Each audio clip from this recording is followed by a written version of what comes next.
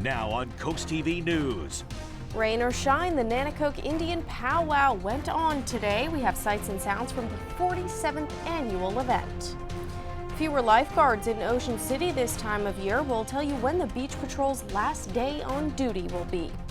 And a deadly three-car crash in Blades late Saturday night. What police are telling us tonight.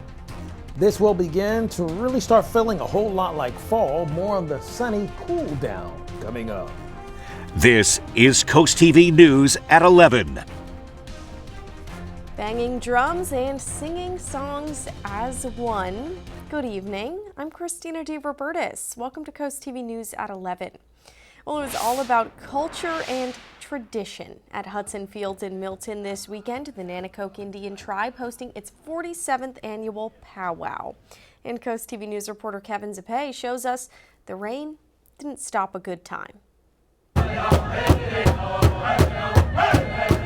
People came together to enjoy the sounds of music at the 47th annual Nanticoke Indian Powwow. Tribal Council member Melissa Jackson says the event is crucial for preserving their history. It allows us to support our cultural center, and then it allows us to support our museum.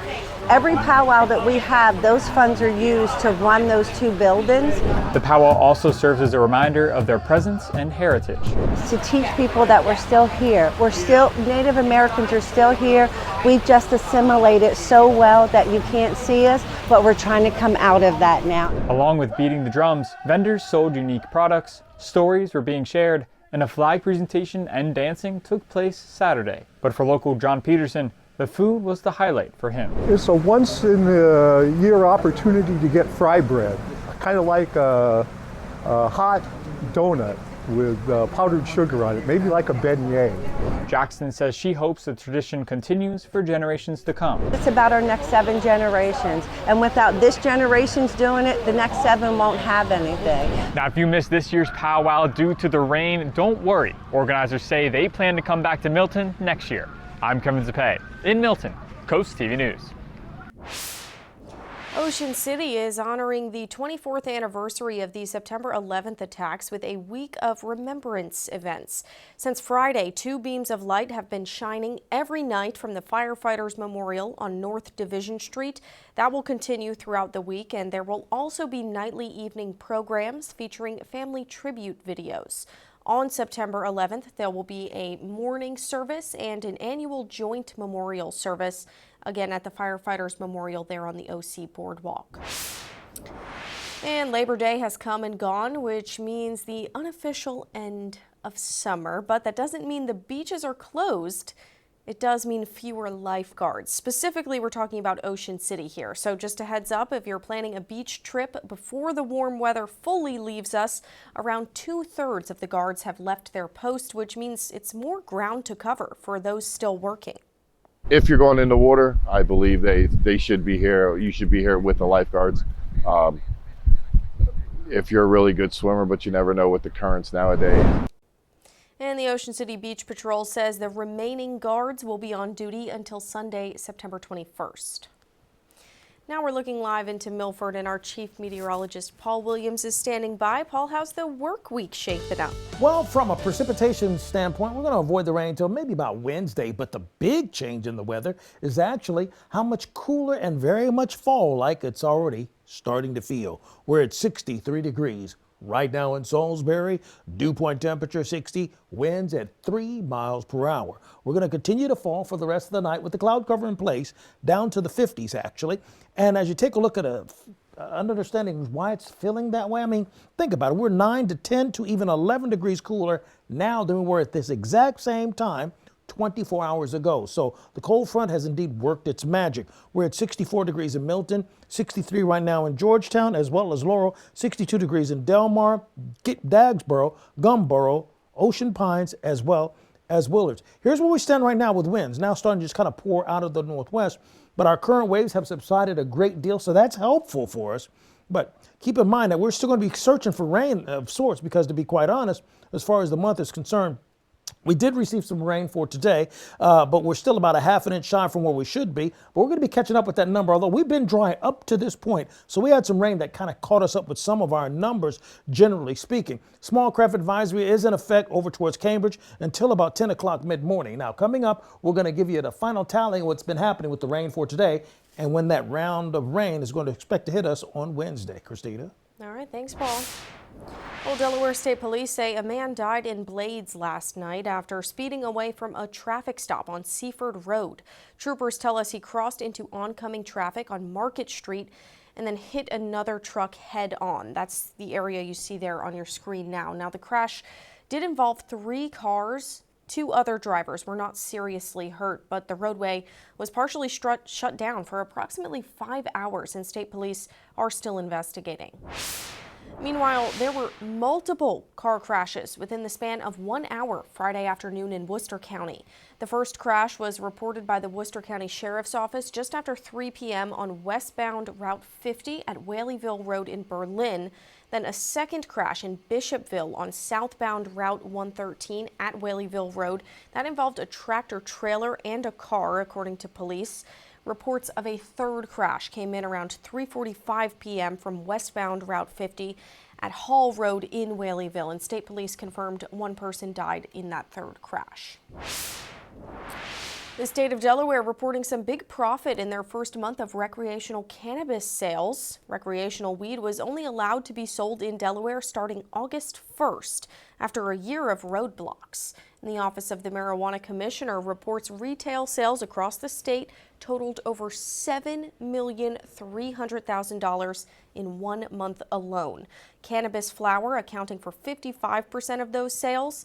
The Columbia Cares dispensary in Rehoboth Beach, which is one of the top 3 earners in the state, says folks are certainly taking advantage of the sales. The generic feedback is people are really excited about that, to shop locally, keep the money here locally in Delaware. Now, since May, the Office of the Marijuana Commissioner has issued 79 conditional licenses and 3 active licenses.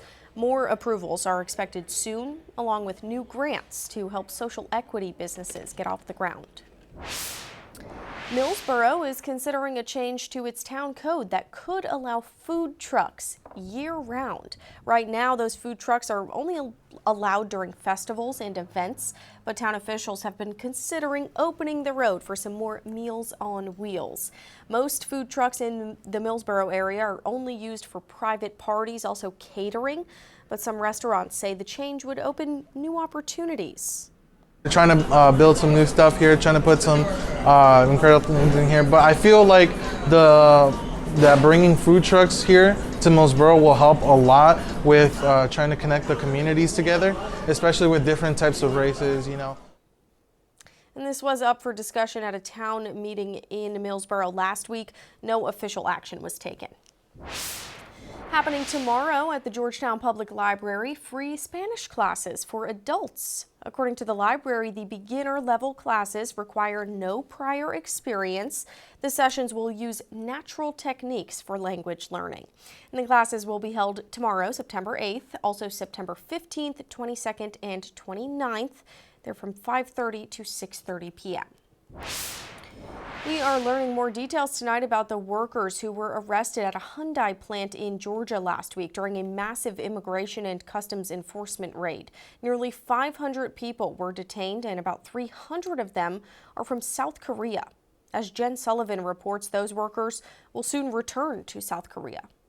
Are we in the U.S.? I've never seen them come out like that, guns drawn, on the roof, helicopters. Images of immigration and enforcement agents swarming a Hyundai plant in Georgia have sparked outrage among many. We are calling on people across Georgia to stand with us, stand with the Hyundai workers. Protesters gathering Saturday in Ellabelle, where the Hyundai plant is located, some traveling several miles just to show their support for those detained. They're a part of our community. These are workers.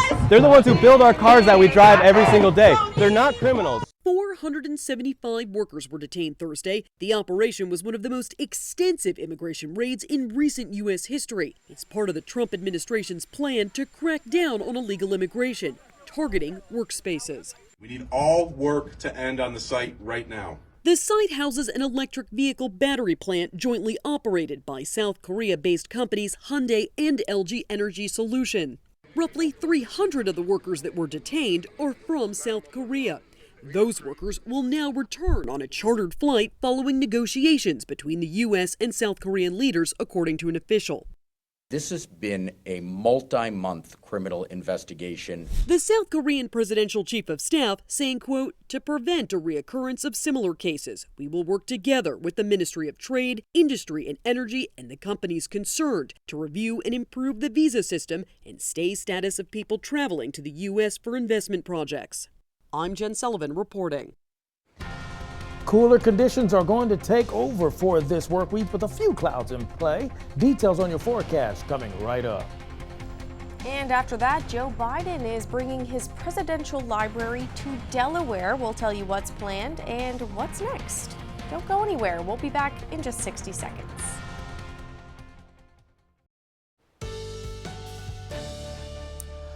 We are indeed starting to feel a bit on the cool side right now, thanks to the cold front that's already pushed through and the rain that we've already experienced. Now, you combine all that with the fact that things are just kind of shifting from a general perspective anyway, as it pertains to how we are tilting against the sun. And yeah, we're being introduced a little early to fall-like temps.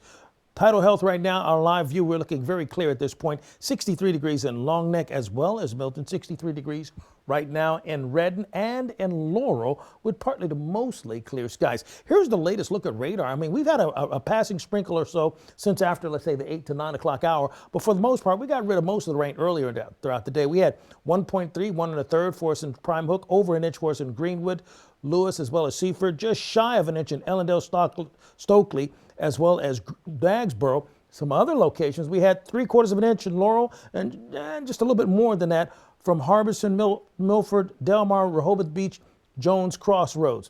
So here's where we stand as far as our forecast is concerned. We're looking for cloudy skies bisecting across a good portion of Sussex County, heavily over portions of Ocean City, and sort of a milky day until we get to lunchtime for us there. But overnight, we're going to have temperatures staying very much on the cool side out of the northwest, is where the winds are going to be shifting out of. Now, we are going to see that push continuing out of the north, particularly as we go into, let's say, Tuesday. So we're looking for a constant flow of cooler air coming out of the north. But Monday will still be a very pleasant day. Well, Monday's right now, my bad. Monday is now a very pleasant day. Later on with winds out of the northeast at about 22 miles per hour. So the chill is going to come with a bit of a bite to it, okay? So you might want to wear the long sleeves, particularly if you tend to get cold easily, all right? And then as we go into Monday evening, we'll have temperatures in the 60s. Back to the 70s around lunchtime for Tuesday, but thick cloud cover in place. We may have a passing sprinkle trying to develop here Tuesday going into Wednesday. Now, if you notice Wednesday, we have that widely scattered chance of scattered showers in our neck of the woods. And this is the backside of the low pressure system that's off of the water that will begin to swing out in our direction. Our chances of rain is not nearly all that dramatically big, but we're going to have that passing chance because that low is going to be close to us. Finally, here's a look at the extended forecast. And we're going to be looking for that chance of scattered showers trying to develop on Wednesday going into Thursday. We're going to clear out pretty nicely, and then temperatures will stay in the 70s. Okay, thank you, Paul. New tonight, a teenage boy who loved video games became the first ever millennial saint of the Catholic Church today. Pope Leo presiding over the canonization ceremony this morning, and NBC's Keir Simmons spoke with the new saint's mother in an exclusive interview. Tonight, a new saint in jeans and a sweatshirt. Carlo is a sign of hope. Carlo Acutis, an Italian teenager who died in 2006 from leukemia, is credited for 2 miracles, helping heal a young boy and a woman. The late Pope Francis cleared the path for his sainthood. Now this Sunday, Pope Leo will make him Saint Acutis, his first canonization as pontiff in St. Peter's Square. Carlo's mom will be there too. Carlo was a young boy of Milano who was a little bit a jack of internet, a computer jack. But he used his skill to do what he had in the heart, so to love the love of Jesus, to let people know about his faith. Carlo was both ordinary and extraordinary. He loved playing video games, then used those computer skills to engage other young Catholics. His story has been drawing people to his shrine in the hilltop Italian town of Assisi. Carlo was born. Carlo, Catholics hope, will connect with and inspire young people. What is the one message that Carlo would want people to hear in this difficult modern world that we live in? Open yourself to the others. There is a war, you know. There are so many people who are suffering. There are so many things, difficult things in the world. Not to be close to ourselves. And that was NBC's Keir Simmons reporting. Former President Joe Biden has selected his home state of Delaware for the site of his presidential library. That's according to an official with the office of former President Biden. The former president has also tapped a group of former aides, friends, and political allies to begin the process of fundraising and finding the exact location where the library will be built.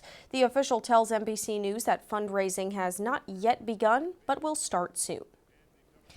Still to come on Coast TV News at 11, a highly contagious horse disease is spreading in Maryland. What the Department of Agriculture wants you to know.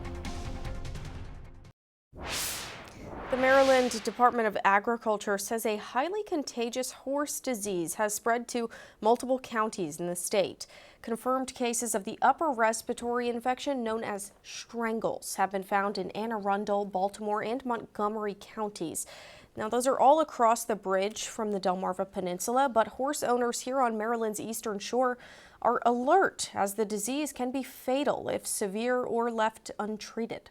It does cause a lot of inflammation in the neck and head of the horse, and they have trouble breathing. There's a lot of discharge, nasal discharge. There's also different areas underneath of the jaw of the animal that can become inflamed and infected, and it becomes a very challenging disease to manage. The Maryland State Veterinarian says the best defense against strangles is a strong defense. Some best practices to prevent infection are isolating new horses and not sharing feed buckets, also keeping up to date with vet checks. And you may want to check your refrigerator and freezer because a salmonella outbreak has been linked to some home delivery meals. These selected meals were made by Metabolic Meals. They were delivered during the week of July 28th. According to the CDC, 16 people across 10 states have fallen ill, including 7 who had to be hospitalized. No deaths have been reported, but the affected meals are the 4-cheese tortellini, low-carb chicken teriyaki, also black garlic and ranch chicken tenders, and sliced top sirloin that has roasted peanut sauce and summer vegetables, so be aware of that. An over-the-counter nasal spray could prevent COVID, according to a new study. German scientists found the spray worked to prevent respiratory illnesses. The study showed that people who took the spray, which is called antihistamine alzatine, over 2 months. They took it over 2 months. It had lowered infection rates, and the lower infection rates included the flu, RSV, as well as the COVID virus. Authors of the study still say the nasal spray, it shouldn't be a replacement for vaccines, and the study was made up of young and healthy patients, but still the results showing a positive breakthrough. Sticking with health news, it is an essential part of overall health and well-being, but experts say people often associate staying hydrated with the summer because of the weather. But every time you sweat or go to the bathroom, water is lost, and replenishing that water is important year-round. In tonight's Health Minute, Mandy Gaither has ways to work hydration into your fall routine.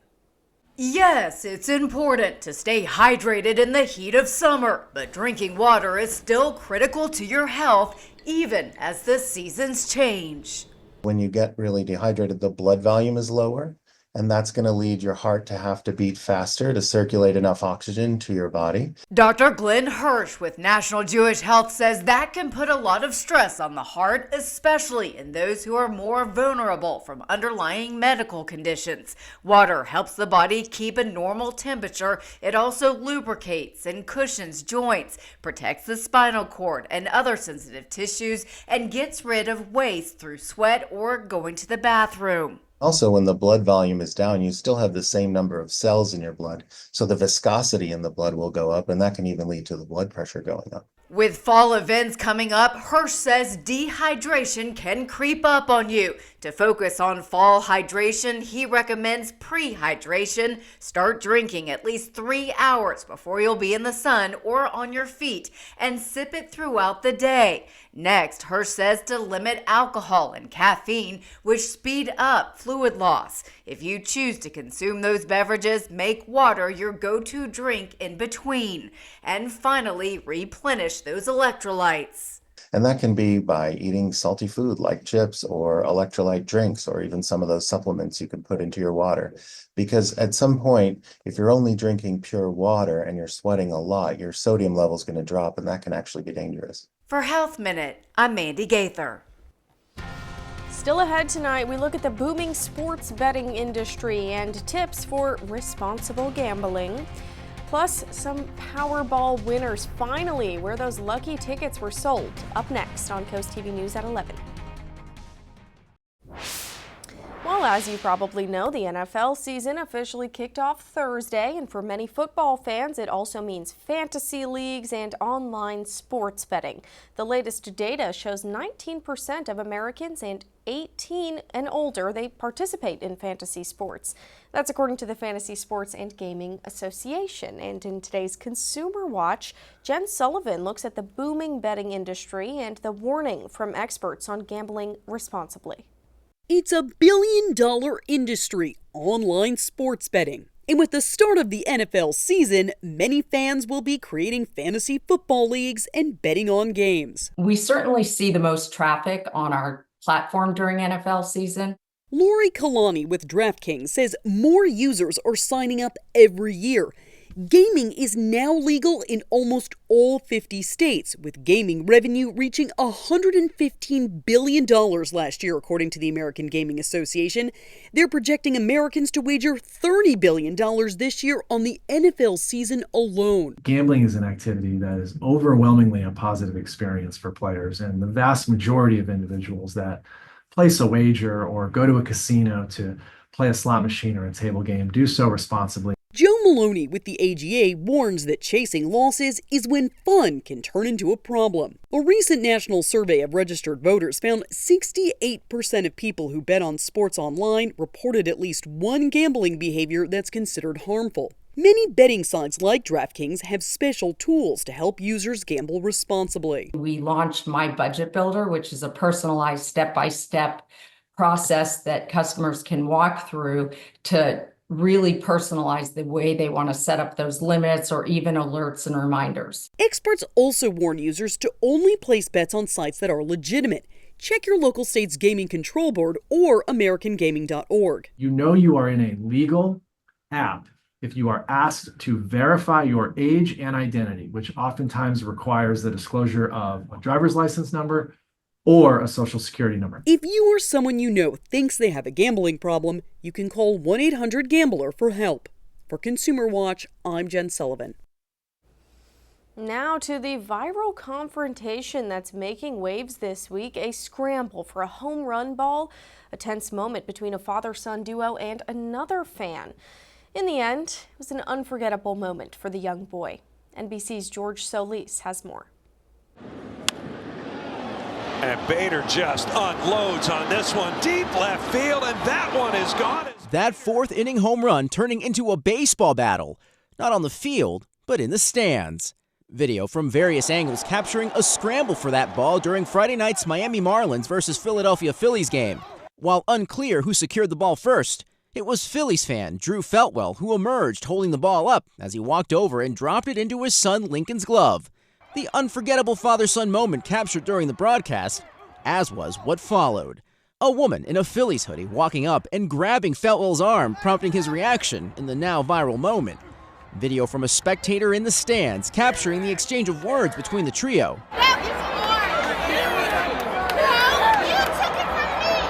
Feltwell then takes the contested ball, turning it over to the unidentified woman, who promptly walks away. Both teams becoming aware of the situation and taking steps to bring joy to the young fan. Video capturing a Marlins staff member giving Lincoln a prize pack with Marlins gear, sparking a celebration in the stands. Later, the Phillies inviting Lincoln and his family to meet the slugger who hit the home run, Harrison Bader.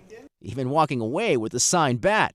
Great job. A tip of the cap to them. In the end, it was sportsmanship that stole the show. After the break, here on Coast TV News at 11, we'll take a live look into Rehoboth Beach and have one more check on your forecast. That's after the break. Saturday night's Powerball drawing turned up 2 winners for that massive jackpot, the second largest in American history. The winning tickets sold in Texas and Missouri, and they'll have to share the jaw-dropping total of nearly $1.8 billion. Now, the winners can either get the prize over a few years, or they can get a lump sum payment of $410.3 million. The Texas Lottery confirmed its winning ticket was sold at a gas station convenience store in Fredericksburg. It's unclear where the winning ticket was sold in Missouri. The identities of the winners have not been released. And take a look at this. I had to throw this in here. A town hall meeting in Cranford, New Jersey took an interesting turn on Thursday. A man got out of his seat and started to break dance in protest against property tax hikes. Locals say they're apparently familiar with his antics. Wow, but I wonder if he moonwalk into a cut in his taxes. Who knows, right? So anyway, Milford, 62 degrees right now. We'll drop to 57 with mostly clear skies by 4 o'clock. Breakdown of our expectations for the rest of the day. We're looking for temperatures in the low 70s with about 15-mile-per-hour winds. Keep up with your forecast by calling our weather line, 443-880-9100. Your forecast is just a call away, sponsored by the law offices of Brockstead, Mendalis, and Federico. Finally, here's a look at your Paul Davis Restoration and Home Remodeling exclusive 10-day forecast.